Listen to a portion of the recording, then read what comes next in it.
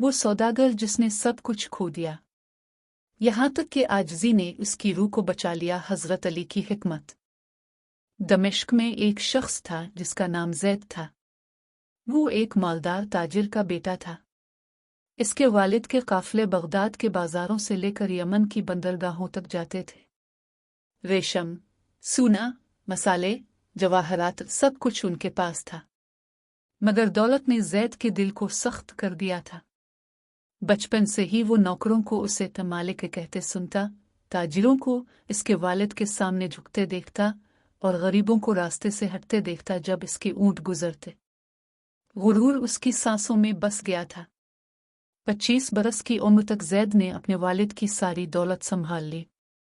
दमिश्क में इसका महल सबसे बड़ा था। फर्श संगमरमर के फव्वारे पानी उछालते थे, जबकि बाहर बच्चे एक कतरा पानी के लिए तरसते। जब ज़ैद घोड़े पर सवार होकर शहर से गुजरता तो वो खामोशी का मुतालबा करता, और अगर कोई फ़कीर मदद मांगता तो उसके पहरेदार उसे कूड़े मारते। एक शाम जब शहर काफ़िले की तैयारियों में मसरूफ़ था, एक बूढ़ा शख्स ज़ैद के महल के दरवाजे पर आया।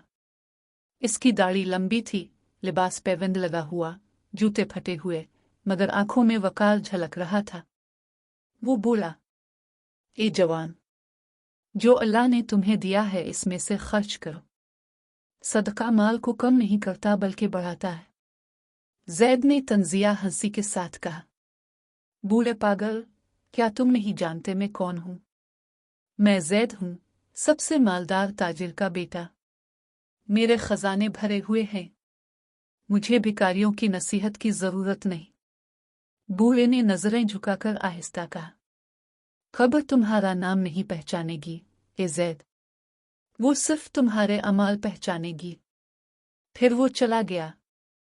ये अल्फाज ज़ैद के दिल को तीर की तरह चीर गए। रात भर ज़ैद को नींद न आई। वो छत पर सोने वाली सुनहरी कंदीलों को देखते हुए करवटें बदलता रहा। कब्र तुम्हारा नाम नहीं पहचानेगी, इसके दिल में हलचल मची, मगर गुरूर ने एहसास को दबाया। मैं मालदार हूँ और दौलत अल्लाह की इनायत की निशानी है। दिन गुजरते गए और गुरूर बढ़ता गया। वो खिले आम गरीबों का मजाक उड़ाने लगा, बेवा औरतों पर हंसता जो रोटियां बेचती थी, यतीमों को हकीर समझता जो जूते साफ करते थे। लोग सरगोशियों में कहते कि ज़ैद पर तकब्बुर छा गया है, मगर कोई इसके सामने न बोला। यहाँ तक कि एक रात तकदीर ने इसके गुरूर को तोड़ दिया। जब काफ़िला बगदाद के लिए निकला तो ज़ैद ने 50 ऊँटों पर खजाने लादे। शहर के लोग तमाशा देखने जमा हो गए। ढोल बजने लगे, झंडे लहराने लगे। ज़ैद रेशमी लिबास में आगे बढ़ रहा था। उसका चोगा जमीन पर रेंग रहा था जैसे कोई बादशाह हो। मगर शहर के दरवाजे पार करते ही आसमान काला पड़ गया। तूफान ने रेगिस्तान को लपेट लिया। बिजली गिरजी, रेत के तूफान ने हर शय ढांप ली। ऊंट चीखने लगे, ताजिर भागने लगे, खजाने रेत में बखर गए। पहरेदार अपनी जानें बचाने को भाग गए। ज़ैद अकेला रह गया। वो घोड़े को काबू में रखने की कोशिश करता रहा, मगर तूफान ने सब कुछ निगल लिया। कई घंटे लड़ने के बाद इसका घोड़ा गिर गया। ज़ैद रेंगते हुए पानी ढूंढता रहा, मगर सहराक ने इस पर रहम न किया। गुरूर आफताब तक इसके कपड़े फट गए, होंठ फट गए और दौलत रेत के नीचे दफन हो गई। वो गिरते पड़ते चलता रहा। दूर अलिफाफिक पर एक रोशनी झलमलाई। वो घिसकता हुआ वहां पहुंचा। सहरा के बीच एक कच्चा सा झोपड़ा था। अंदर एक चरवाहा रोटी सींक रहा था। चरवाहे ने ज़ैद को देखा तो दौड़कर उसको सहारा दिया, पानी पिलाया। ज़ैद ने प्यास बुझाई और सारा गुरूर भूल गया। चरवाहा बोला, आराम करो, यहाँ तुम महफूज हो। ज़ैद ने झोंपड़े को देखा। ना कालीन, ना खजाना, ना सोना, बस एक चटाई और मिट्टी का घड़ा। फिर भी चरवाहे के चेहरे पर सुकून था जो ज़ैद ने कभी ना देखा था। सुबह ज़ैद ने आहिस्ता कहा, तुमने मेरी मदद क्यों की? तुम मुझे जानते भी नहीं। तुम्हारे पास कुछ नहीं, फिर भी तुमने मुझे सब कुछ दे दिया। चरवाहा मुस्कुराया, रसूल अल्लाह ने सिखाया है कि हर मोमिन दूसरे का भाई है। और इमाम अली ऐन ने फरमाया, तुम्हें आजिज़ी इख्तियार करनी चाहिए, क्योंकि ये सबसे बड़ी इबादत है। मेरी नमाज किस काम की अगर मैं प्यासे को पानी ना पिलाऊं। ज़ैद का दिल लरज़ गया। उसने सारी जिंदगी आजिज़ी का मजाक उड़ाया था, मगर ये गरीब चरवाहा उसे आसानी से जी रहा था। आंखों से आंसू बह निकले। मेरे पास महल्लात थे, मगर सुकून न था। तुम्हारे पास कुछ नहीं, फिर भी तुम्हारा दिल चमक रहा है। ये कैसे? चरवाहे ने जवाब दिया, सुकून दौलत से नहीं मिलता, ये सिर्फ अल्लाह के आगे झुकने से मिलता है। यतीम को अपने जैसा समझने से, खुद को दूसरों से बड़ा न जानने से। आजिज़ी गुरूर की जंजीरें तोड़ देती है और रूह को आज़ाद कर देती है। ज़ैद पहली बार झुका, न बादशाहों के सामने, न हुजूम के सामने, बल्कि हक के सामने।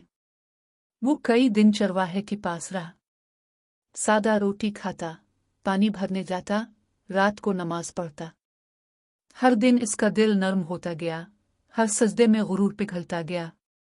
दमिश्क लूटा तो लोग पुराने ज़ैद की तवक्को कर रहे थे, मगर वो बदला हुआ इंसान था। इसने रेशमी कपड़े बेचकर गरीबों के लिए कंबल खरीदे, यतीमों को अपने हाथ से खाना खिलाया, बाजार में जमीन पर बैठकर भिखारियों के साथ रोटी बांटी। अब लोग फिर सरगोशी करते, मगर हैरत से ज़ैद बदल गया है। गुरूर में डूबा ताजिर मिट्टी की तरह आजिज हो गया है। एक दिन वही बुरा शख्स उसके दरवाजे पर आया जिसने इसे नसीहत की थी। ज़ैद दौड़कर इससे लिपट गया, हाथ चूमे। आपके अल्फाज ने मुझे बचा लिया, ए शेख। वाकई कब्र हमारे नाम नहीं पहचानती, सिर्फ अमाल। दुआ कीजिए कि मैं नेक अमाल छोड़कर जाऊं। बूढ़े ने दुआ दी, अल्लाह तुम्हें उनमें शामिल करे जो ज़मीन पर आजिज़ी से चलते हैं, क्योंकि वही इसके महबूब हैं। सालों बाद जब ज़ैद को कब्र में उतारा गया, गरीब, यतीम, बेवाएं सब रोए। वो कहने लगे, ये शख्स जो कभी हमारा मजाक उड़ाता था, अब हमारा भाई बन गया था। वो महल्ला छोड़ गया, मगर आजिज़ी कब्र में साथ ले गया। यूं इमाम अली ऐन का कौल जिंदा रहा। तुम्हें आजिज़ी इख्तियार करनी चाहिए, क्योंकि ये सबसे बड़ी इबादत है। क्योंकि गुरूर रेत के महल बनाता है, मगर आजिज़ी जन्नत के महल बनाती है। इमाम अली ऐन का एक लफ्ज़ आपकी ज़िंदगी बदल सकता है। आजिज़ी।